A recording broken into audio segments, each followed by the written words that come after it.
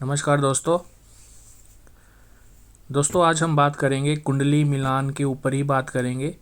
उसके कुछ टिप्स के बारे में बताऊंगा, कुछ सूत्र के बारे में बताऊंगा आपको कि जब भी आप मैच मेकिंग करें तो किन किन बातों को ध्यान में रखना आवश्यक होता है, इम्पोर्टेंट होता है। लास्ट वीडियो में भी हमने कुछ टिप्स बताए थे कुंडली मिलान और मैच मेकिंग के रिगार्डिंग। तो आज फिर से उसको हम आगे बढ़ाते हुए कुंडली मिलान की सीरीज़ को उसके रिगार्डिंग एक और वीडियो आपके समक्ष मैं आज पेश कर रहा हूँ और कुछ सूत्र बताऊँगा। जो आज का जो सूत्र होगा वो होगा चंद्र राशि। इसको सुनकर ही आप ये मत समझिए कि हम सिर्फ चंद्रमा देखेंगे, इसके कुछ मैं एक्सेप्शंस भी बताऊँगा कि किन केसेस में आप इसको ओके बोल सकते हो, कुंडली को मैच कर सकते हो। बहुत इम्पोर्टेंट है। जैसे कि लास्ट वीडियो में बताया था कि शादी एक बहुत इम्पोर्टेंट मैटर होता है लाइफ का, और इसमें दो लोगों के अलावा दो परिवारों का भी संबंध बनता है। तो इस प्रकार से हमने बात की थी लास्ट वीडियो में और आपको कुछ सूत्र बताए थे। तो आज हम बात करेंगे चंद्र राशि, वर की चंद्र राशि और वधु की चंद्र राशि। इन दोनों का संबंध अगर कुंडली में जब मैच करते हो किस प्रकार से बनना चाहिए, या अगर ये षडाष्टक हो तो उसका एक्सेप्शन क्या है, क्या सूत्र बताया है ऋषि ने, इसके बारे में मैं आज बताऊंगा। देखिए, चंद्रमा जो होता है वो मन का कारक होता है। कहा जाता है वैदिक जो हमारे बड़े लोग होते थे कि मन मिल गया तो सब मिल गया। तो लोग जब भी कुंडली मिलाते हैं और कुंडली मिलान करते हैं तो मन को भी देखते हैं एक दूसरे को। लेकिन यहाँ पे एक और एंगल में आज आपको बताऊंगा कि चंद्रमा को, दोनों का चंद्रमा क्यों देखना है, उसका एक और मैं आपके समक्ष उसका व्यू रखूँगा। लेकिन जो हमें बताया जाता है शुरुआती दिनों में जब हम ज्योतिष सीखते हैं तो जब कुंडली मिलान के बारे में हम पढ़ते हैं तो चंद्रमा को भी मैच करते हैं, एक दूसरे के चंद्रमा को भी देखते हैं कि कुंडलियों में कैसे बैठा है, इंडिविजुअली कैसी स्ट्रेंथ है चंद्रमा की। दूसरा हम ये देखते हैं कि दोनों का जो चंद्रमा एक दूसरे से कैसे बैठा है, तो उस प्रकार से भी हम देखते हैं। तो मन से देखना मतलब दोनों के मनों को हम स्टडी करते हैं, वर के मन के और वधु के मन के।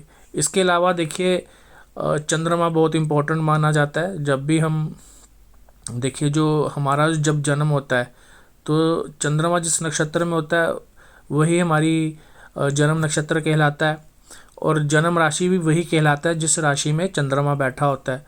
तो ये बहुत इम्पोर्टेंट हो जाता है, चंद्रमा को हमें कंसीडर करना पड़ता है।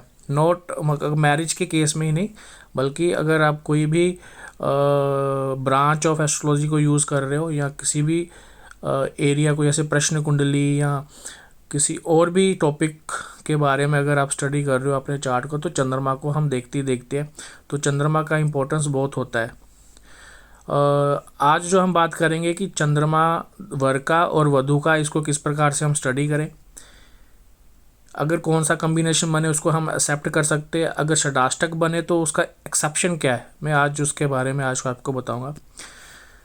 आपको क्या करना है, आपको वधु का चंद्रमा देखना है कि वधु का चंद्रमा कुंडली में कहाँ बैठा है, और वर का चंद्रमा देखना है कि वो किस राशि में बैठा है, और वधु का चंद्रमा देखना है वो किस राशि में बैठा है।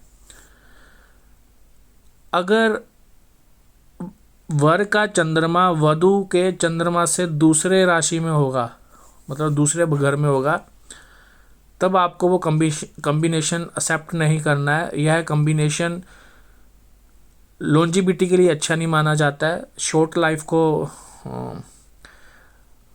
दर्शाता है, क्योंकि एक के लिए वो मारक हो गया, एक के लिए वो 2-12 का कॉम्बिनेशन बनाता है मेडिकल एक्सपेंसेस। तो ये अच्छी लॉन्जिविटी के लिए अच्छा कॉम्बिनेशन नहीं है जब वर का चंद्रमा वधु के चंद्रमा से दूसरे घर में हो, सबसे पहले। इसी प्रकार से अगर वर का चंद्रमा वधु के चंद्रमा से तीसरे में हो, वधु के चंद्रमा से चौथे में हो, वधु के चंद्रमा से पंचम में हो, तब आपको इस केस में थोड़ा सतर्क रहना चाहिए। यह कॉम्बिनेशन अच्छे नहीं होते, पॉजिटिव नहीं माने जाते। अब बात करते हैं षडाष्टक का। जब वधु और वर का चंद्रमा एक दूसरे से 6-8 पर बैठे हो, जहाँ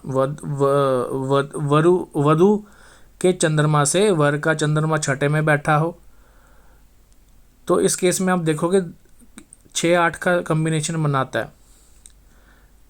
तो इस केस में क्या है कि कहा जाता है कि यह स्ट्रगल देता है, मैरिज लाइफ में डिस्प्यूट पैदा करता है। बट इसके अलावा यह भी शॉर्ट लाइफ को दर्शाता है, या लॉस ऑफ चिल्ड्रन को भी ये दर्शाता है। संतान की उत्पत्ति में भी ये प्रॉब्लम करता है। तो चंद्रमा को इसलिए हमें देखना पड़ता है, इम्पोर्टेंट, इसका इतना महत्व हो जाता है। दूसरा, जब षडाष्टक योग बने तब इसका एक्सेप्शन क्या है वो भी बता देता हूँ। देखिए, राशियों को हम 2 भागों में डिवाइड कर देते हैं, एक स्त्रियां राशि और पुरुष राशि। जो पुरुष राशि होती है वो ओड साइन होती है, ठीक है, जैसे 1, 3, 5, 7, 9, 11, ये हो गए हमारे मस्कुलिन साइन हो गए, पुरुष राशियाँ होगी। बाकी जो रहेगी है वो हमारी होगी है स्त्री राशि, ठीक है। जब ध्यान से सुनिए, वधु का जो चंद्रमा है, अगर वो वधु का चंद्रमा अगर पुरुष राशि में बैठा होगा, तब उस केस में अगर षडाष्टक योग बन रहा होगा तो वो एक्सेप्शन हो जाता है। उस केस में आप कुंडली मिलान कर सकते हो। इसी प्रकार से अगर वधु के चंद्रमा से वर का चंद्रमा दूसरा हो, दूसरे घर में बैठा हो, बट स्त्री राशि में बैठा हो, तब उस केस में भी वह आप कुंडली मिलान के लिए बढ़ सकते हो, उसको आगे ओके कर सकते हो, उसमें फिर आप हामी भर सकते हो, आगे आप देख सकते हो। इसके अलावा और भी बहुत सारे फैक्टर हमें देखने होते हैं, तो धीरे धीरे करके हम आगे बताते जाएंगे आपको। ये छोटा सा टिप मैं आपके साथ शेयर करना चाहता था, तो इसको आप अप्लाई करिए। एक बार फिर रिपीट कर देता हूँ, वधु के चंद्रमा से अगर वर का चंद्रमा दूसरे पे हो, तीसरे पे हो, चौथे पे हो, पाँचवें पर हो, तो आपको वो एक्सेप्ट नहीं करना है। षडाष्टक में भी आपको एक्सेप्ट नहीं करना। बट अगर वधु का चंद्रमा पुरुष साइन में बैठा हो, तब उस केस में षडाष्टक को आप एक्सेप्ट कर सकते हो। और अगर वधु के चंद्रमा से अगर वर का चंद्रमा दूसरे भाव में बैठा हो, उस केस में वो जो चंद्रमा वर का चंद्रमा अगर पुरुष स्त्री राशि में हो, तब भी आप उसको एक्सेप्ट कर सकते हो, आगे बढ़ सकते हो। तो उस केस में आप आगे बढ़ सकते हो। तो आज यही सूत्र आपसे शेयर करना था, यही टिप आपको देनी थी। अगर आपको ये अच्छा लगा है, अगर जो कुंडली मिलान की जो वीडियो बना रहा हूँ, छोटे छोटे से जो टिप्स आपके साथ शेयर कर रहा हूँ, अगर आपको अच्छी लगती है तो इसके और टिप्स में आपके नेक्स्ट वीडियो में आपको बताने का प्रयास करूँगा। अगर आपको अच्छा लग रहा हो तो कमेंट करके आप डाल सकते हैं कि आप और बनाएं, या आप लाइक कर सकते हैं, उसको शेयर भी कर सकते हैं, सब्सक्राइब भी कर सकते हैं। धन्यवाद।